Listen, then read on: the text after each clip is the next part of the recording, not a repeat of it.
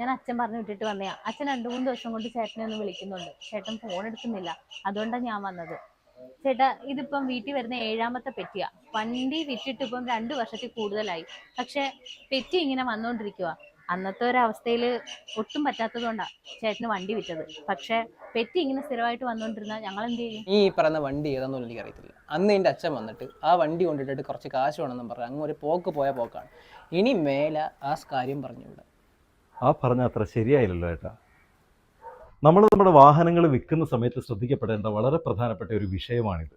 അതായത് നമ്മൾ നമ്മുടെ വാഹനം വേറൊരാൾക്ക് വിൽക്കുമ്പോൾ ഒരു കച്ചവടക്കാരനായിക്കോട്ടെ മറ്റൊരു വ്യക്തി ആയിക്കോട്ടെ, കേവലം വാഹന വിൽപ്പന ഉടമ്പടി കരാറുകൊണ്ട് ആ പ്രക്രിയ പൂർത്തീകരിക്കപ്പെടുന്നില്ല. നമ്മൾ നമ്മുടെ സാമ്പത്തികം കൊടുക്കുന്നതിന് മുമ്പായിട്ട് അതിൻ്റെ ഓണർഷിപ്പ് ചേഞ്ച് ചെയ്യാനുള്ള സകലമാന പ്രൊസീജിയറും പൂർത്തീകരിച്ചിരിക്കണം. അതിനുശേഷം മാത്രമേ നമ്മുടെ RC ബുക്കും കീയും അദ്ദേഹത്തിലേക്ക് കൈമാറ്റം ചെയ്യുവാൻ പാടുള്ളൂ.